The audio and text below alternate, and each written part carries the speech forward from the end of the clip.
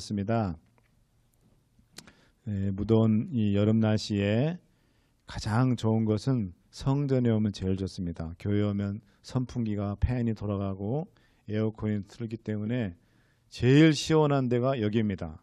또 거기에다가 하나님의 말씀이 울려 퍼지고 또 하나님의 말씀을 배우고 또 하나님의 말씀의 은혜를 얻을 수 있는 곳이기 때문에 금요일 저녁은 딴 데 갈 필요 없어요. 교회 오면 돼. 교회. 그런데 이렇게 좋은 데를 놔두고 왜 금요일 날 저녁에 안 오는지, 교회를 안 오는지 모르겠습니다. 자, 오늘 저희 교회에 이번에 지금 휴가 중이신 우리 데이턴 교회에 우리 김영걸 목사님, 또 사모님, 또 우리 아드님 이렇게 저희 교회를 방문해 주셨습니다. 이번 안식일 저희와 함께 같이 안식일을 보낼 것입니다. 내일 또 우리 인사를 드리겠습니다. 잠깐 우리 일어나시죠. 예. 네, 감사합니다. 네, 고맙습니다. 예, 제가 앤드루스에서 공부할 때 같이 공부했던 우리 형님이자 또 저 선배 되시고요. 우리 사모님은 저희 집사람의 아주 어릴 때부터 잘 아는 그런 언니 동생 하는 그런 사이입니다. 지금 많은 분들이 여행도 떠나시고 여름에는 항상 교회가 방문 오시는 분들도 있고 또 여행을 많이 또 떠나시는 분들이 많이 있어서 다른 때 같지 않고 교인 숫자가 늘 변동이 많습니다. 그래서 우리 정은순 집사님, 박선아 집사님도 지금 모처럼 롱 위켄드 가지고 지금 LA에 지금 내려간 걸로 알고 있습니다. 그렇게 하고 또 내일 또 우리 교회를 또 방문하실 우리 수석장로님 또 자녀분들이 또 아마 내일 우리 교회를 방문할 것 같습니다. 감사합니다. 기준아 파워포인트 올려주셨어요. 네. 자, 오늘은 우리가 다니엘 11장 지난 금요일에 1절부터 6절까지를 우리가 함께 공부를 했거든요. 공부를 했는데 오늘 이 시간에는 7절부터 14절까지 있는 말씀을 함께 공부를 하도록 하겠습니다. 다니엘 11장에서 제일 중요한 게 지금 우리 교회 안에서도 이 해석을 두고 약간의 어떤 그 다양한 해석들이 있는데요. 그 다니엘 11장의 가장 중요한 것은 이제 북방왕과 남방왕 41절부터 45절에 나오는 남방왕과 북방왕의 그 신원, 그 실체가 뭐냐 두고 여러 가지 이제 해석이 있어 왔습니다. 그래서 다음 주 아마까지 다니엘 11장까지 끝내고요. 다니엘서는 이제 대단원의 막을 아마 내려야 될 것 같습니다. 그래서 그렇게 한 다음에 다니엘서 다 끝나면 우리 시험을 한번 본다 그랬는데 여러분들 시험을 본다면 그날 교회를 안 나오겠습니다. 막 이렇게 하시는 분들이 계셔서 원래는 공부를 했나 안 했나를 알 수 있는 제일 좋은 방법은 시험을 쳐봐야 돼. 시험을 쳐야 제대로 알고 있나 또는 공부한 걸 기억하고 있나 없나 이걸 확인할 수 있는 방법은 시험을 봐야 돼. 시험을 안 보면 그냥 뭐 들을 때는 다 아는 것 같아요. 근데 지나고 나면 하나도 기억이 안 납니다. 그래서 오늘 성경 공부하는 금요일은 성경 공부를 하는 거예요. 그렇기 때문에 공부 시간입니다. 공부 시간이기 때문에 공부한 거에 대해서는 반드시 공부가 잘 된다 안 됐나.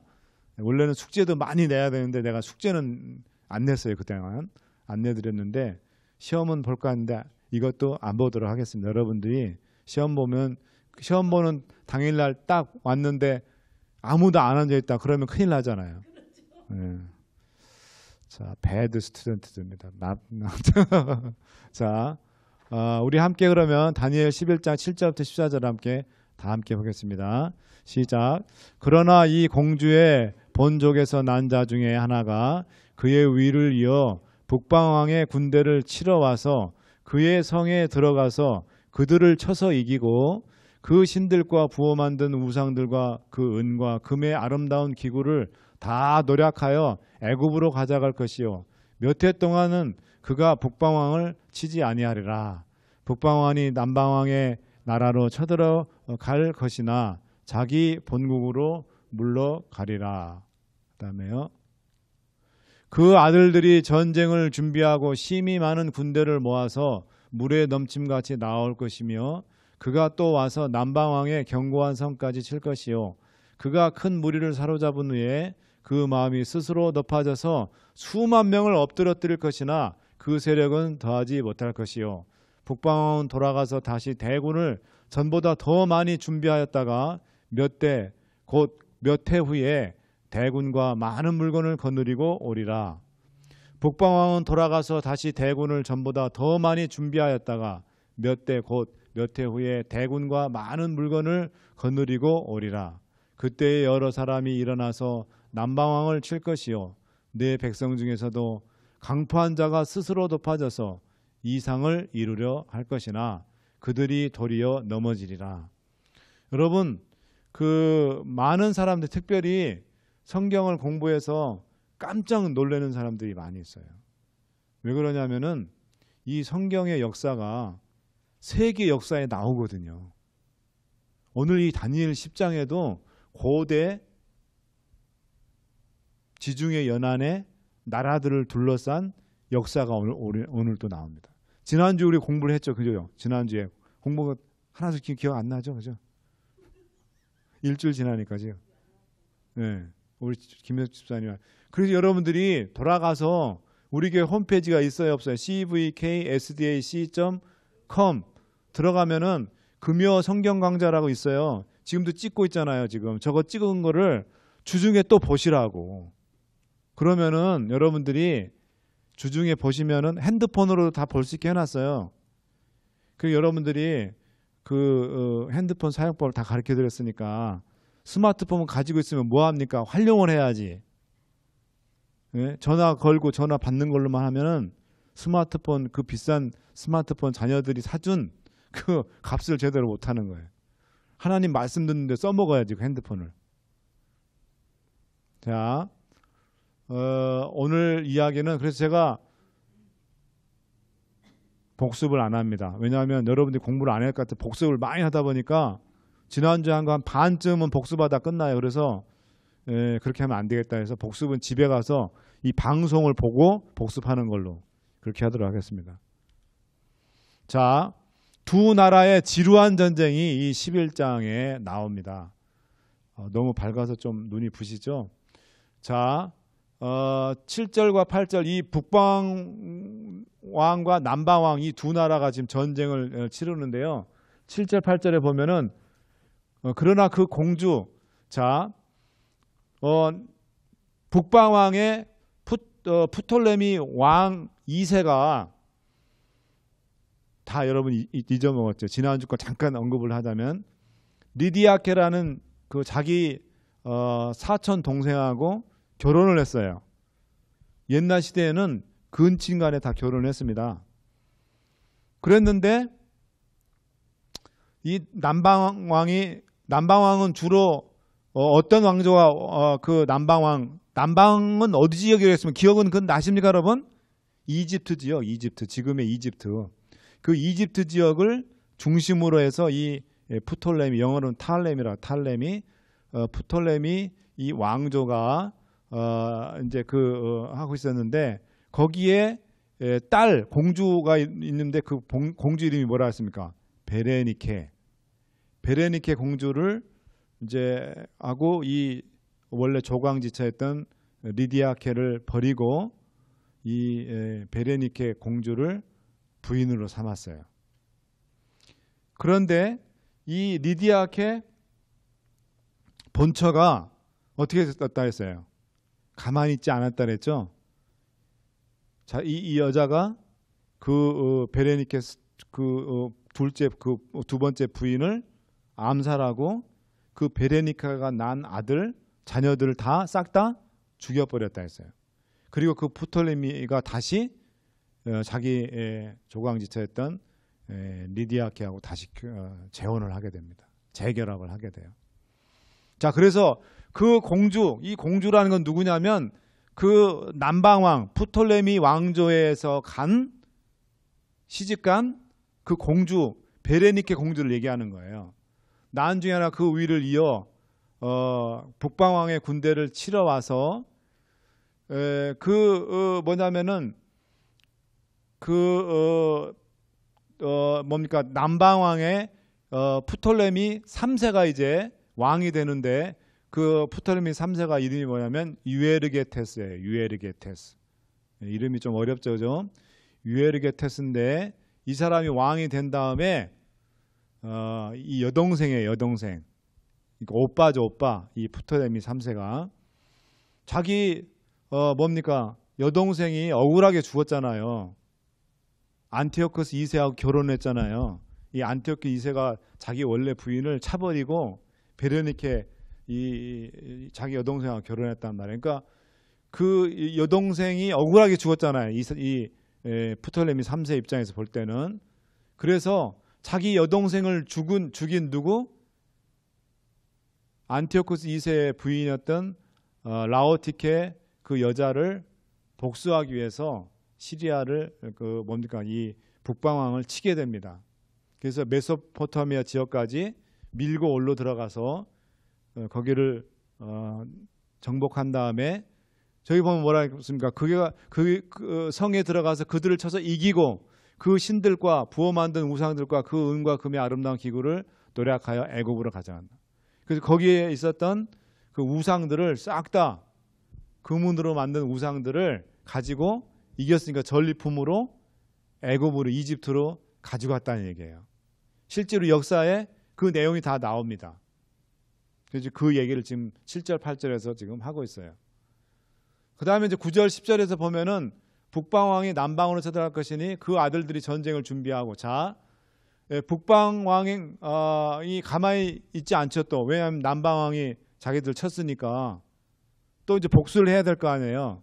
그래서 그 북방 왕 중에 하나인 셀류커스 2세가 이 셀류커스 2세가 누구냐면은 그 라디아케의 아들이에요. 라디아케의 아들이 이제 왕이 된 거예요. 왕이 됐으니까 자기 부모의 원수를 또 갚아야 되잖아요. 그래서 그 패배를 복수하기 위해서 다시 이집트 남방을 치러 내려갔습니다. 그런데 거기서 이겼을까요? 졌을까요? 없어요. 왜냐하면 거기 9절 11절에 나오는 대로 보면은 남방왕이 지게 됩니다. 그런데다 또 말에서 떨어져 가지고 이 셀류커스 2세가 죽습니다. 그런 다음에 그 뒤를 이어서 아들인 셀류커스 3세가 이게 북방왕이에요.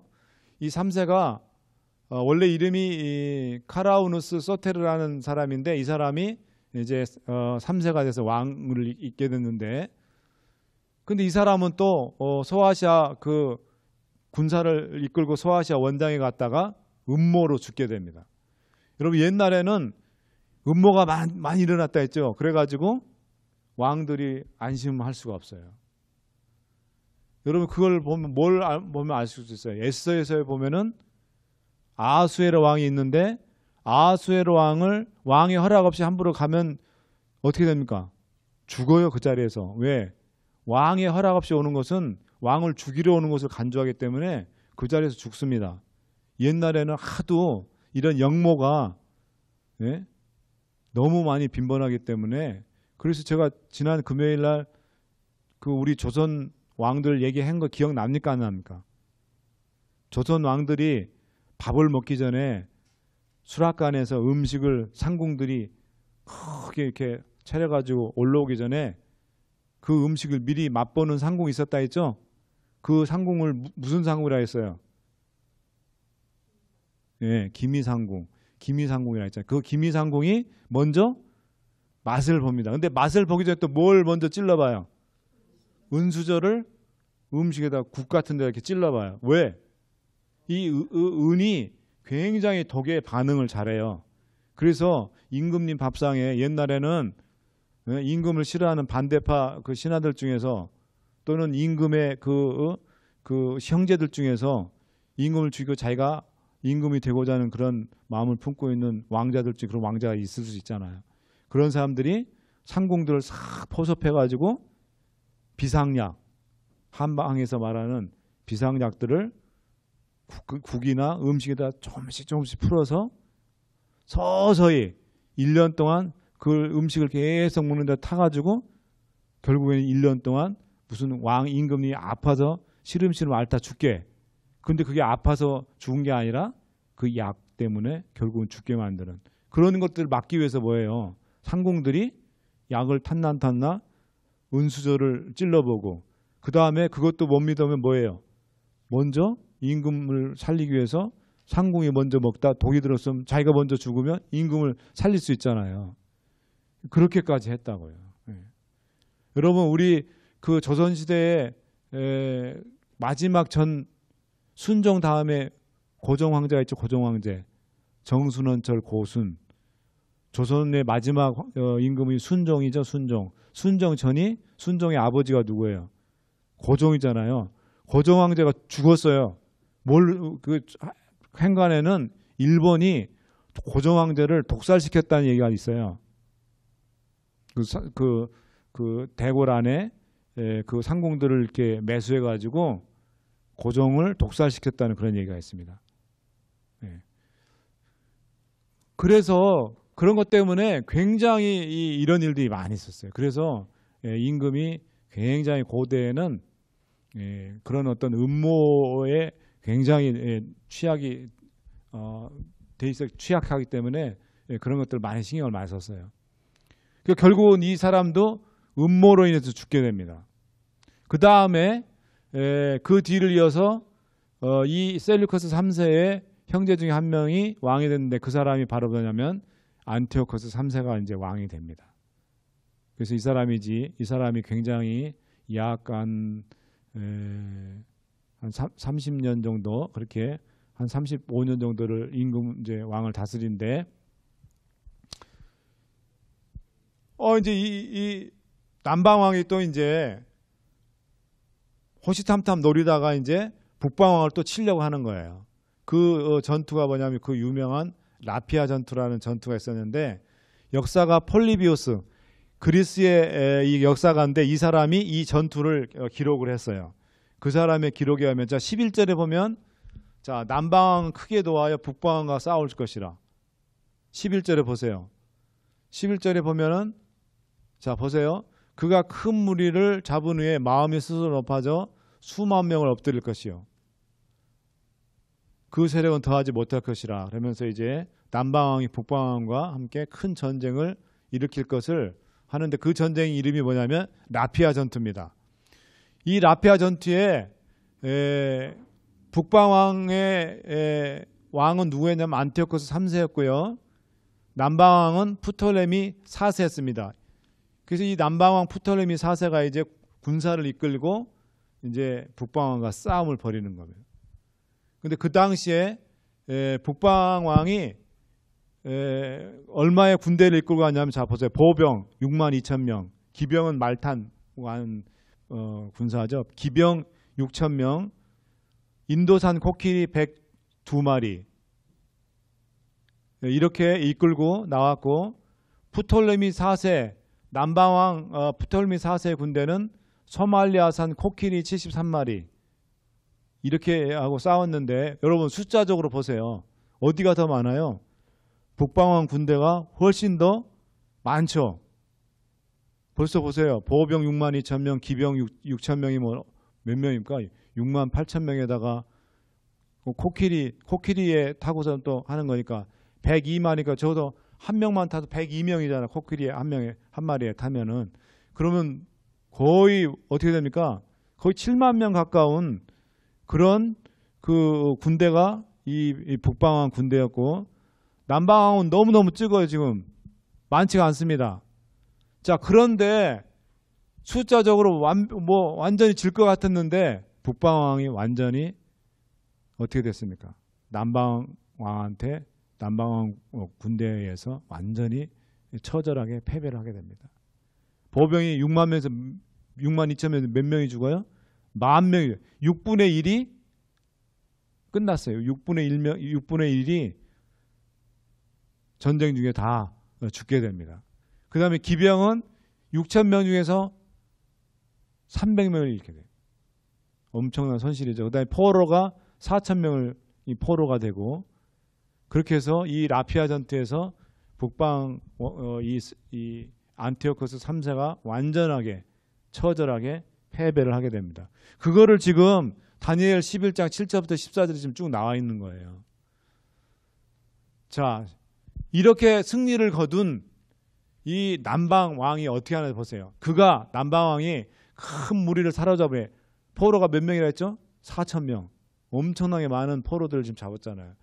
그 마음이 스스로 높아져서 수만 명을 엎드려뜰 것이나 그 세력은 더하지 못할 것이요. 북방왕은 돌아가서 다시 대군을 전보다 더 많이 준비했다가 몇 해 후에 대군과 많은 물건을 거느리고 오리라. 자, 보세요. 사람이 잘 나갈 때 조심해야 돼. 그렇습니까? 안 그렇습니까? 건강할 때 조심해야 돼. 그래요? 안 그래요? 건강은 아무나 자신할 수가 없는 거예요. 골골하고 아픈 사람은 큰 병에 잘 안 걸립니다. 왜냐하면 골골하고 아프기 때문에 늘 병원 찾아가고 의사 만나고 그러거든요. 관리를 한단 말이에요. 자기가 지금 골골하기 때문에. 그런데 건강을 자신하던 사람들 어땠어요? 신경 안 쓰잖아요. 그러다가 오늘 조금 이상했어가지고 이상하다 가지고 병원 딱 갔는데 암막, 사기, 뭐 이렇게 췌장암, 뭐 말기, 뭐 이렇게 된다고요. 그래서 항상 우리가 건강할 때 조심하고 모든 것들이 잘 돼갈 때 사업이 여러분 언제 사업하는 사람들한테는 언제가 굉장히 위험한지 아세요? 사업이 잘 될 때가 위험할 것 같아요. 아니면 사업이 막 그냥저냥 막 힘들고 막 거쳐거쳐 막 이렇게 되어가고 막 이렇게 우리 유재열 집사님 우리 사업을 해보셨으니까 언제가 힘든 것 같아요? 사업이 잘 될 때가 힘들어요. 사업이 안 돼서 늘 막 신경 그럴 때가 힘들어요. 잘 될 때가 위험한 거예요. 사업이 잘 되면 그렇지. 그걸 다른 말로 하면 방심하기 쉬워요. 마음을 놓게 된단 말이에요. 모든 게 잘 되니까. 근데 사업이 잘 안 될 때면 긴장하고 어떻게 하면 또 이거 뭐 부도나지는 않을까? 은행에 가서 오늘 어떻게 이 돈을 메꿀까? 빵꾸난 거 어떻게 떼올까? 이런 생각으로 항상 긴장하고 있어요. 네? 아니. 저도 뭐냐면 제가 학원 경영을 해봐서 알아요. 그렇기 때문에 모든 것들이 잘 돼. 애들이 다 원하는 대로 그냥 다 막 한 방에 그냥 다 의대 붙고 막 어디 막 좋은 막 동부에 있는 막 아이비리그에 있는 대학들 턱하니 붙고 또 뭐 신경 안 써도 지들이 뭐 다 또 막 장학금 막 풀 스칼라십 받고 그럴 때 조심해야 돼. 그럴 때. 그러면 기도가 나와요? 안 나와요? 안 나와요. 기도 안 해도 잘 되는데 모든 게 다. 어렵고 힘들면 뭐예요? 다 하나님 붙들고 더 하나님께 기도하게 되고 그렇게 됩니다. 지금 이 남방왕이 지금 나피아 전투에서 큰 승리를 거둔 뒤에 완전 방심했어요 지금. 근데 패배에 진 북방왕은 돌아가서 어떻게 했을까요? 이를 갈겠지. 내가 반드시 이 패배를 만회하고 말이라. 그러면서 더 군사들을 훈련시키고 군비를 마련하고 전쟁 준비를 더 하겠죠. 자 보세요. 실제로 어떻게 역사가 뭐라 하는지 승리를 한 프톨레미 4세는 남방왕은 나피아에서의 승리를 최대한 활용하지 못하고 나태와 방탕의 생활로 세월을 보내는 동안 북방왕 패배한 그 패배를 안고 돌아간 안티오코스 3세는 212년부터 204년까지 동쪽 영토를 탈환하는 일에 온 힘을 쏟아서 인도 국경까지 영토를 넓히는 데 성공하였다. 이거를 한자로는 고사성어로는 와신상담이라고 해요. 곰의 쓸개를 놓고 그 쓴 맛을 막 늘 기억하면서 내가 졌을 때 실패했을 이렇게 쓰라렸지 하면서 뭐예요? 자기의 패배했던 그 순간들을 다시 되뇌기면서 마음 준비를 정신무장을 하는 거죠. 우리 신앙도 똑같아요. 신앙도 우리가 늘 모든 일들이 잘 돼가고 편안할 때 그때가 영적으로는 최고의 위기인 거예요. 우리가 힘들고 고난이 오고 어려운 일이 생기고 건강에 문제가 생기면 어떻게 됐습니까? 다 하나님을 붙들고 하나님의 뜻이 무엇인지 하나님의 은혜를 구하고 하나님의 인도하심을 구하는 그런 영적인 관계가 확고해진단 말이에요. 더 단단해진단 말이에요. 근데 잘 나가면 사람들이 느슨해져 가지고 영적으로 나사가 풀려버리는 거예요. 그래서 느슨해지고 그거를 또 누가 노려요? 마귀가 또 그 틈을 노리지. 기도도 등한히 하게 되고 말씀도 멀리하게 되고 그렇게 하면서 영적으로 태만해지는 거예요. 그러면 마귀가 이때는 이때다 하고 뭡니까? 그 기회를 놓치지 않죠. 자, 14절 보겠습니다. 14절 이제 14절 뭐라 그랬습니까? 한번 다시 14절 한번 돌아가 볼까요? 자, 그때 여러 사람이 일어나서 난방왕을 칠 것이요 내 백성 중에 강포한 자 스스로 높아져서 이 이상을 이루려 할 것이나 그들이 도리어 넘어지리라. 자, 요 14절 요거를 이제 뭐냐면은 두고서 이제 해석이 분분한 거야.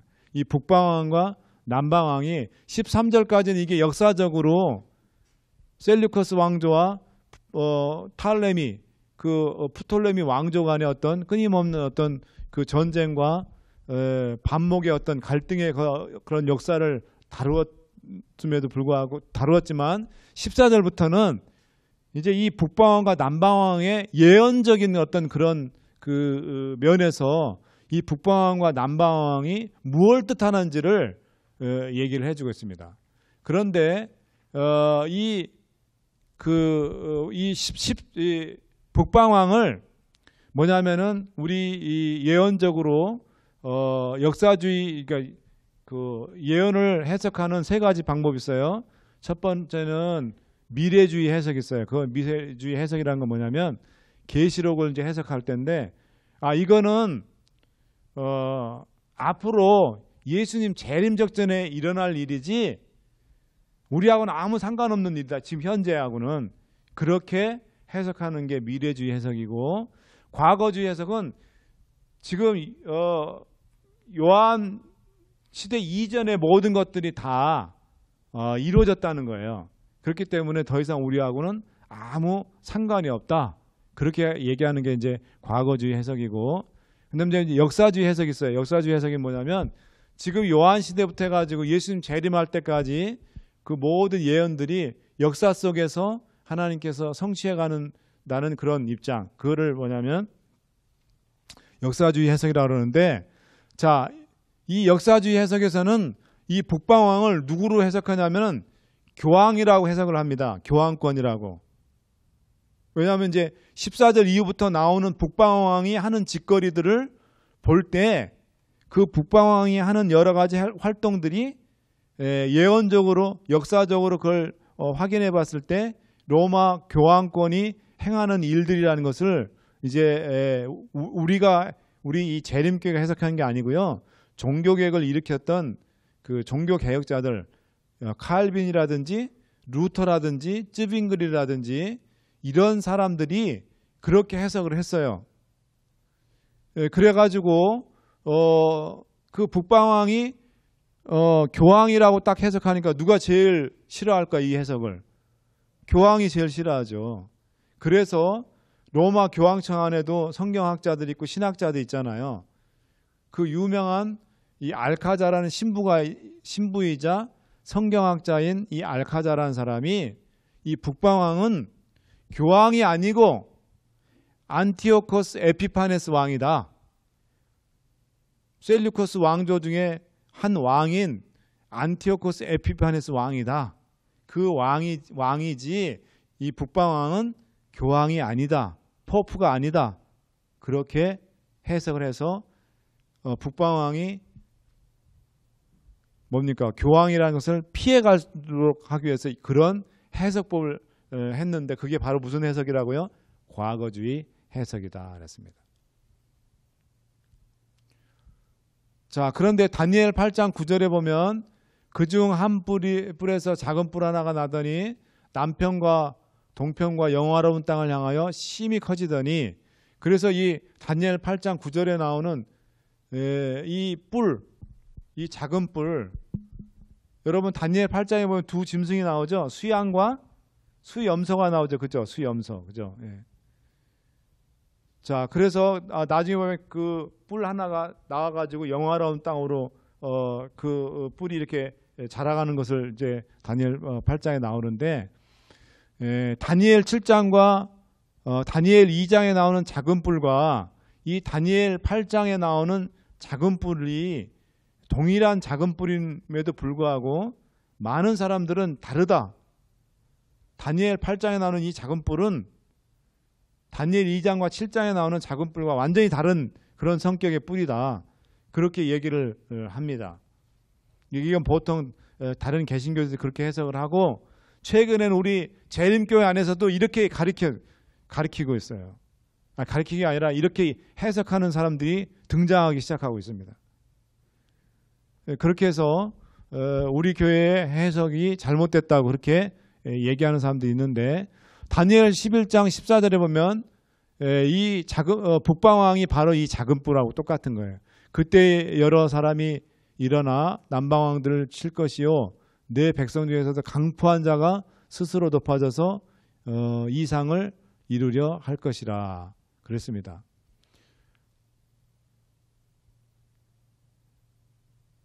자, 이 14절에서 이 14절이 어떻게 적용되는지 한번 보겠습니다. 역사 가운데 한번 보겠습니다. 그때 여러 사람이 일어나서, 자, 시리아하고 이집트가 서로 주거니 받거니 서로 싸우고 전쟁을 하는 동안에 이 150년 동안 이스라엘에서 무슨 일이 일어났냐면은 엄청나게 이 이스라엘이 북방왕과 남방왕이 싸우는 그 지점이 바로 뭐냐면 예루살렘이었어요. 이스라엘이었어요. 그러니까 얼마나 큰 고난과 순환을 겪었을까요? 150년 동안 북방왕과 남방왕의 전쟁의 피해를 누가 다 당했다고요? 이스라엘 사람들이 그대로 당했어요. 왜 그러냐면 남방왕 이집트에서 시리아 쪽 그쪽에 있는 셀루커스 북방왕조를 치려면 반드시 어디를 거쳐야 돼요? 이스라엘을 거쳐서 진군을 하게 돼 있어요. 또 북방왕 이 셀루커스 시리아에서 이집트를 치러 내려가려면 어디를 반드시 거쳐야 되냐면 이스라엘을 거쳐야 됩니다. 자, 여러분들이 왜 우리 한국이 이렇게 많은 외세의 침입을 969번이나 외세의 침입을 받았다 그랬잖아요. 왜 그럴까요? 우리나라의 지정학적인 위치가 반도예요. 반도라는 건 뭐냐면 섬나라가 대륙으로 진출할 때 반드시 밟고 거쳐야 지나가야 되는 데가 어디예요? 우리 한반도예요. 한반도. 그래서 임진왜란이 여러분 왜 일어나는지 아십니까? 그 도요토미 히데요시, 그 도요토미 히데요시가 명분을 뭘로 세웠냐면, 그 당시에 우리가 나라가 조선이었잖아요. 조선이고 중국은 무슨 나라가 다스리고 있었어요? 명나라. 이 도요토미 히데요시가 일본을 통일한 다음에 내가 저 명나라를, 중국을 내가 침략해야 되겠다. 그러니 당신네 조선이 길을 좀 빌려달라. 명나라를 치러가는 길, 다리 역할을 하니까 그 길을 좀 비켜달라는 명분하에, 그건 외교적으로는 명분이고, 정한론, 뭐냐면까 조선을 정복해야 우리가 어디를 갑니까? 중국을, 명나라를 침략할 수 있습니다. 부하들이 그렇게, 도요토미 히데요시의 부하들이 그런 전략을 짜준 겁니다. 그래서 일으킨 전쟁이 뭐예요? 임진왜란이에요. 그래가지고 우리나라 어떻게 됐습니까? 쑥대밭이 됐지, 쑥대밭이. 수많은 우리 선조들이 처참하게 살육을 당하고, 여러분 그 임진왜란의 역사를 징비록이란 서해 유성룡, 임진왜란 당시에 영의정을 지낸 서해 유성룡, 이 유성룡이 쓴 기록이 뭐냐면 징비록인데, 그 책을 보면은 얼마나 그 조선 땅이 완전 쑥대밭이 됐어요. 그 다음에 또 여러분 또 몽고가 천하를 제패한 다음에 중국을 정복하고 중국에 세운 나라 이름이 뭐예요? 원나라예요. 원나라. 원나라. 이 원나라가 저 외 일본을 쳐야 되는데 저 외나라를 섬나라를 치기 위해서는 반드시 어디로 가야 돼요? 우리나라를 또 압록강을 건너서 우리나라를 쳐서 부산으로 와가지고 배 타고 일본을 쳐야 되는 거예요. 그래가지고 또 뭡니까? 이 원나라가 그 당시에 우리나라는 어떤 나라였습니까? 나라 이름이 고려. 이 고려라는 이름에서 영어로 우리나라를 뭐라 그래요? 코리아. 코리아라는 말이 고려라는 말에서 온 거예요. 이거 처음 들으세요? 네. 고려라는 나라 명칭에서 코리아라는 말이 나왔습니다. 원래는 코리아가 K가 아니에요. C예요. C-O-R-E-A인데 일본이 36년 동안 우리나라를 식민지하고 난 다음에 국제적으로 우리 나라를 할 때 C가 일본은 영어로 뭐예요? 저펜이죠. J죠. J. 알파벳을 올 때 J보다 C니까 자기네 J보다 앞이잖아요. 기분 나쁘다. 그래가지고 J보다 D인 K로 바꾼 거예요. 똑같이 크 발음 나니까 C를 K로 바꿔도 아무 상관없으니까. 그래가지고 원래는 C-O-R-E-A 코리아예요. 코리아. 근데 K로 바꿨어요. 그래가지고 J 다음이 K잖아요. 일본 뒤로 오게. 그렇게 만들었어요. 참 성경 공부 시간에 이런 얘기도 다 하고. 여러분 이게 공부 시간이에요. 네. 자, 그래가지고 뭡니까? 우리 고려를 완전히 뭡니까? 너희가 군사도 다 되고 군량미도 뭐 쌀도 다 되고 배도 다 되라. 우리가 일본을 침략할 때. 그렇게 우리를 괴롭혔습니다. 몽고군이 와가지고. 그 다음에 또 뭡니까? 청일전쟁 때도 청나라하고 일본하고 전쟁하는데 그 전쟁터가 어디였는지 아세요? 조선 땅에서 지들 전쟁했어요. 우리 전쟁이 조선 땅에 일어났으니 우리나라 어떻게 됐겠어요? 쑥대밭 됐지. 남의 나라 전쟁이 왜 우리나라 와서 왜 지들이? 그게 다 왜 그랬을까? 우리가 국력이 없어서 맨날 당쟁하고 싸우고 치고받고 싸우고 맨날 백성들 죽든지 말든지 내비두고 양반들만 다 잘 살고. 그래가지고 국력이 쇠하니까 외교적으로 그런 거 다 못 막아가지고 우리나라에서 엉뚱한 외세들이 와서 싸우게 만들고. 그 다음에 또 너일 전쟁, 러시아하고 일본하고 전쟁 붙었는데 어디서 또 싸운지 아세요? 우리나라에서 또 싸웠어요. 우리나라에서. 그렇기 때문에 그게 바로 뭐냐면 이스라엘과 우리하고 위치가 똑같은 거죠. 그것 지금 설명해요. 유럽에서 어떤 나라가 이런 위치에 있을까요? 폴란드. 폴란드가 이쪽 서유럽에서 동유럽 거쳐서 러시아를 진군하려면 반드시 들리는 나라가 뭐냐면 폴란드예요. 또 러시아, 소련이 서유럽을 이쪽을 치러 내려올 때 반드시 들리는 나라가 폴란드예요. 폴란드도 굉장히 서글픈 그런 아픔이 있는 나라예요.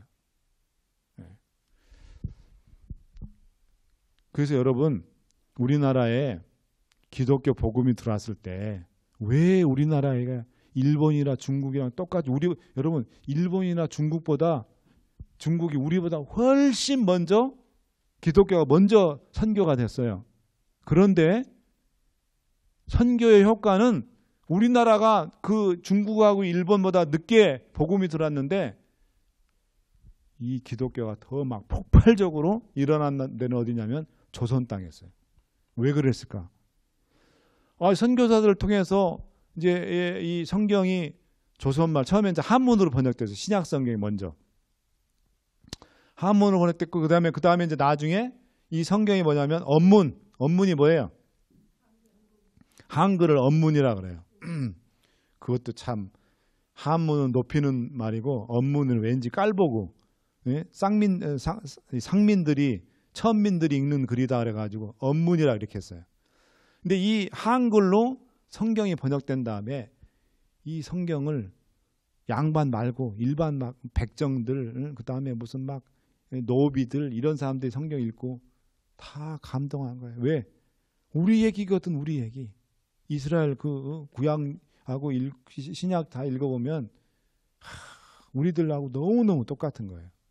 그래서 우리 조선 사람들이 성경을 100% 받아들이고 성경을 받아들이니까 어땠습니까? 신앙이 기독교 신앙이 막 전도가 그냥 폭발적으로 일어가지고 뭐예요.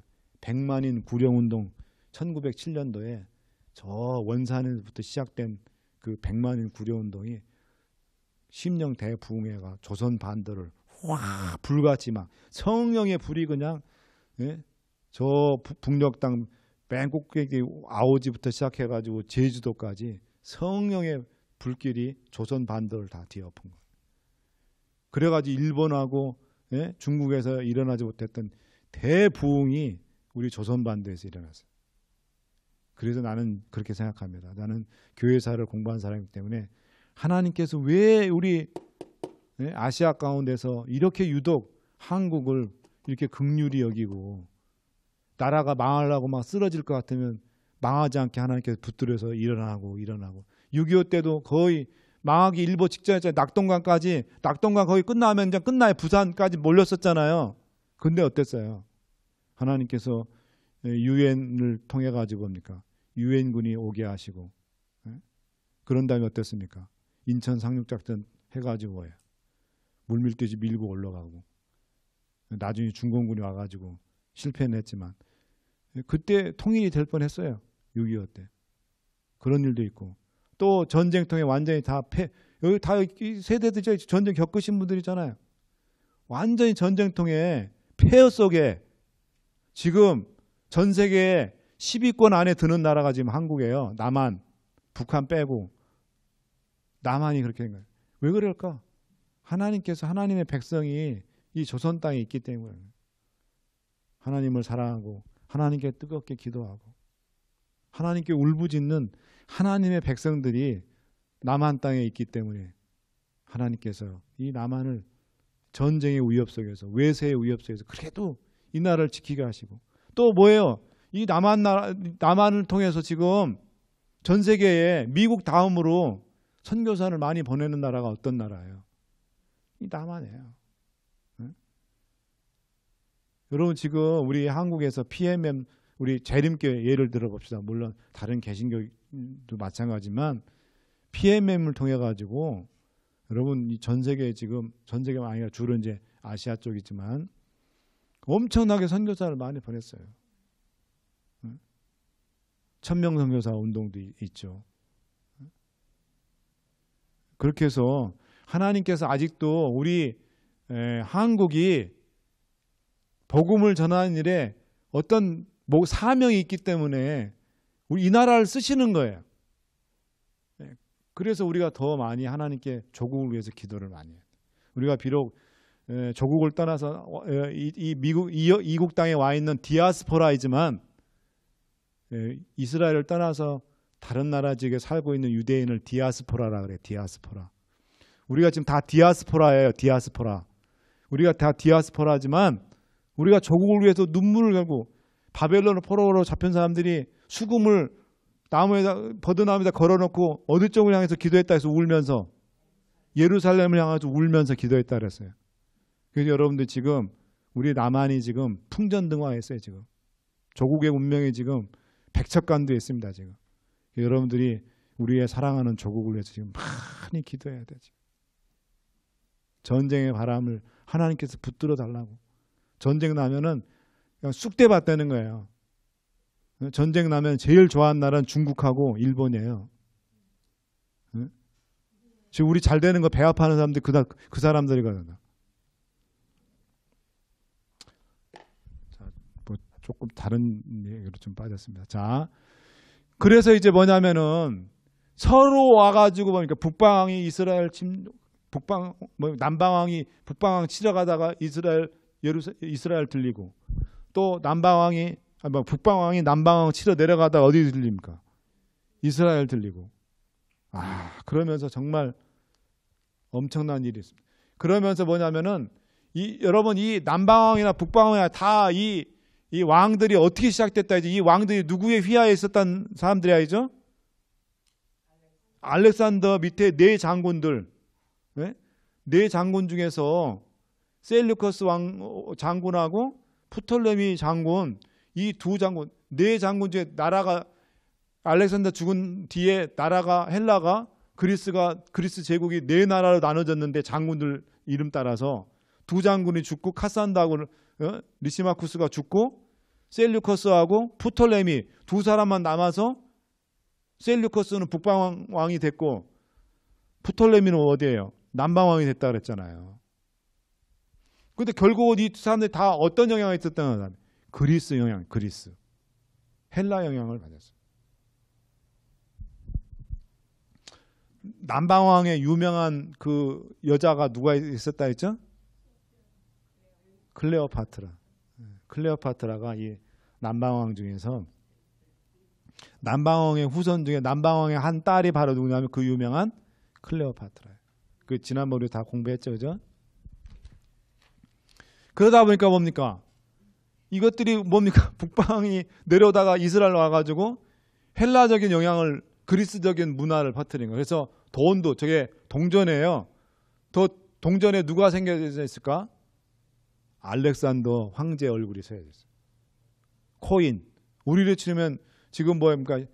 1센트 페니에는 야 사랑아 1센트 페니에 누구 그려져 있지? 별아. 안 배웠어? 서영아 누가 그려져 있지? 1센트에? 와싱턴인가? 조지 워싱턴인가 그랬던 것 같아요. 그 다음에 5센트, 10센트 여기 보면 거기에 미국 대통령 이름들이 나왔죠. 마찬가지로 그리스 황제의 얼굴이 새겨져 있었습니다. 저 화폐를 쓰게 만드는 거예요. 저 화폐를 안 쓰면 물건을 안 파는 거예요. 지금 여러분 미국이 왜 전 세계에서 그렇게 영향력을 떨칠까요? 미국은 절대로 뱅크럽시 되지 않습니다. 왜 그럴까요?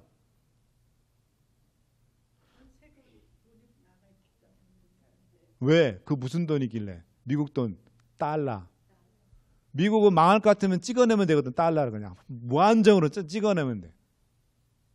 그렇기 때문에 미국은 경제적으로 망할 수가 없어요. 우리 한국은 98년도에 IMF 왔잖아요. 97년도인가요? 98년도에. IMF 터져가지고 그냥 그때 그냥 엄청났었습니다. 다른 나라들 뭐 유럽에도 뭐 그리스만 망했죠. 그때 한번. 예?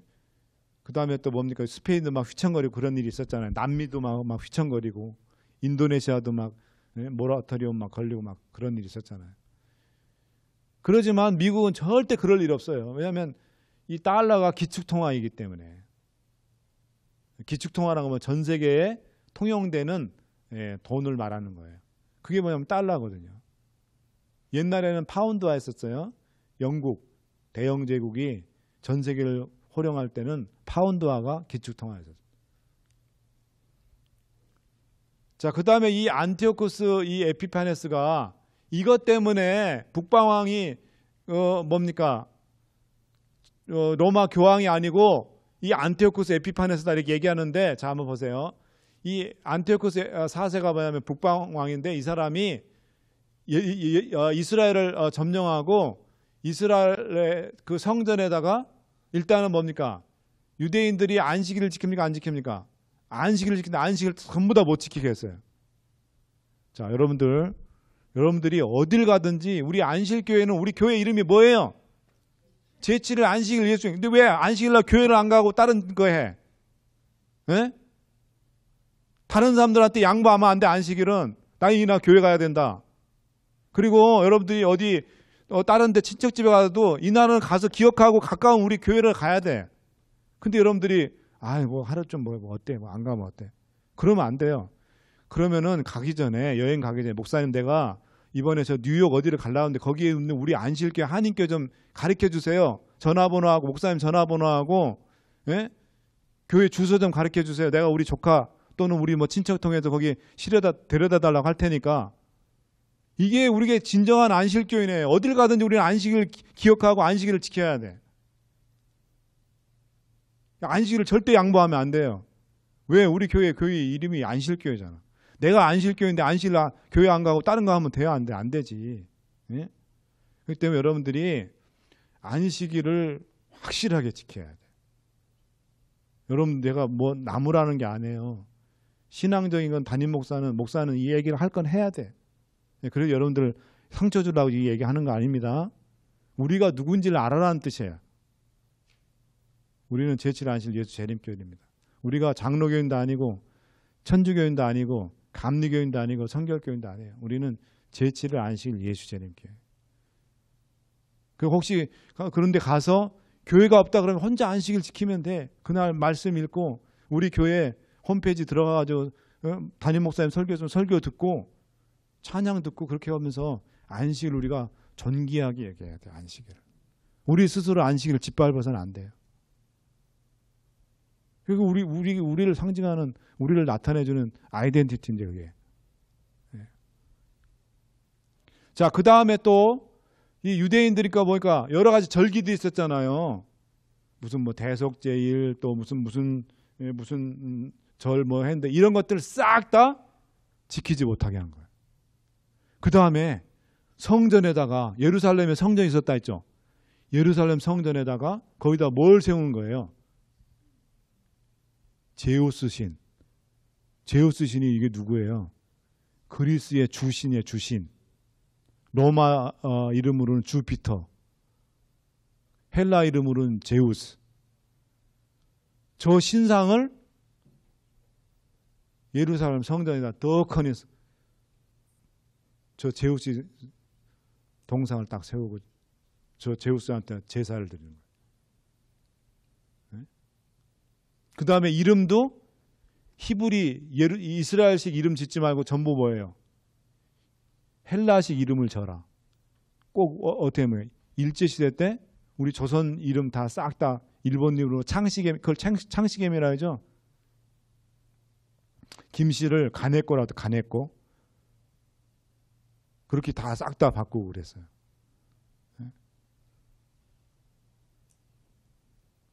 그래서 이렇게 해서 내 신앙을 위해서 뭡니까?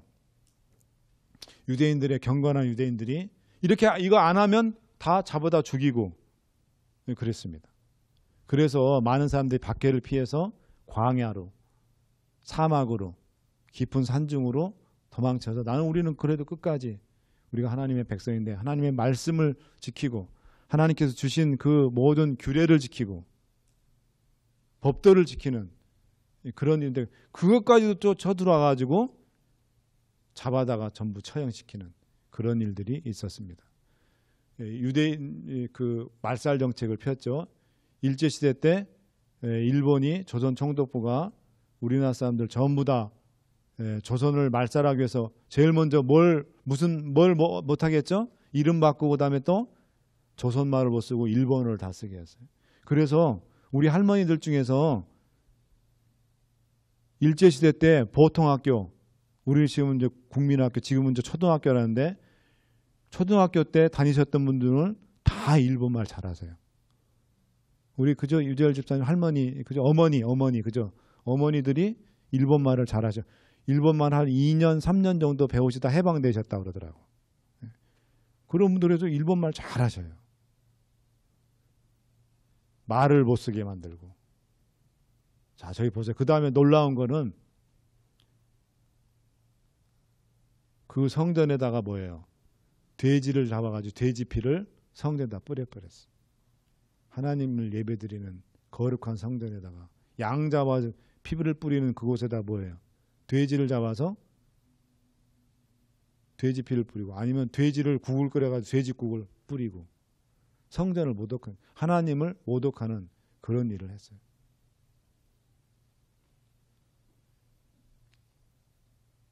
자, 그렇게 해서 이제 나중에 이 헬라 정책이 워낙 심해지니까 많은 사람들이 그래가지고 이 헬라 정책에 동화돼서 이름도 그리스 이름으로 다 바꾸고 그 다음에 또 저 제우스 신전 가서 우상 숭배하고 그 다음에 로마 헬라 화폐 동전 그런 거 다 쓰고 그렇게 하면서 점점 뭡니까? 헬라화 됐어요. 근데 그때 이렇게 하면 안 되겠다. 독립운동하는 사람들 꼭 일어나죠. 그죠? 우리 일제시대 때 우리도 그랬잖아요. 그래서 이 마따디아라는 이 독립운동 가문이 일어나서 이제 독립운동을 하게 됩니다. 그 후손 아들 중에 한 명이 바로 뭐냐면 마카비예요. 마카비.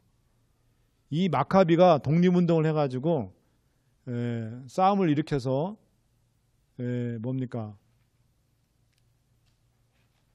그 안티오코스 에피파네스 왕과 싸워서 뭐냐면은 독립을 이제 쟁취하는 그런 일을 하게 됐는데, 그래도 그걸 기념하기 위해서 뭐냐면 수전절이라는 그런 수전절을 이제 지키게 됩니다. 그래서 저렇게 이제 따로 이제 지금 이스라엘에 가면은 저 때를 기억하면서, 우리도 3.1 운동을 왜 우리가 3.1절을 기억하죠?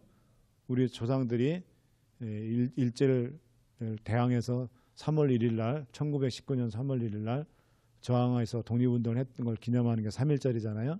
이 수전절이 바로 그런 절입니다.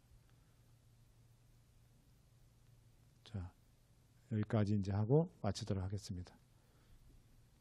이제 다음 주에 이제 뭐냐면 이 북방왕의 실체를 이제 마지막으로 예언적으로 북방왕이 뭘 말하는지 얘기하고 이제 마치도록 하겠습니다.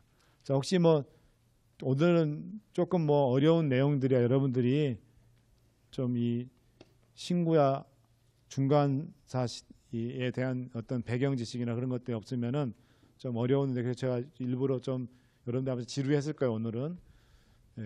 그래도 뭐 돼지 국물 뿌리고 막 이러는 건 또 여러분들이 처음 듣는 내용들이죠, 그죠? 그래서 여러분들이 그렇게 아시고, 혹시 뭐 질문 있으십니까? 자, 없으시면 기도하고 마치겠습니다.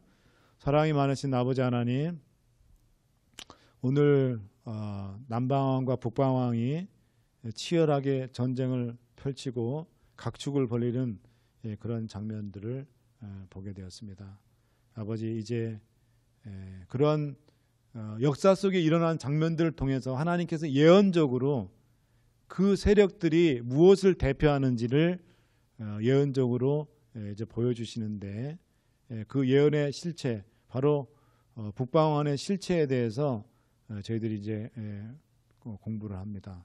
아버지, 우리의 눈을 주님께서 크게 뜨게 하여 주셔서 하나님의 말씀을 똑바로 저희들이 볼 수 있도록 하시고, 또 역사 가운데 하나님께서 어떻게 역사를 주관하셔서 하나님의 일을 이루시는지를 저희들이 배울 수 있도록 주여 도와주시옵소서. 주께서 오늘 이 안식일도 저에게 주셨사오니 귀한 안식일, 아버지 참으로 우리가 존귀 여기고 기억하여 거룩히 지키라고 한 이 안식일을 저희들이 소중히 여기며 정말 신성하게 이 안식일 지킬 수 있는 저희 모든 구별된 백성들 되게 하여 주시옵소서. 감사하며 예수님의 이름으로 기도드리옵나이다.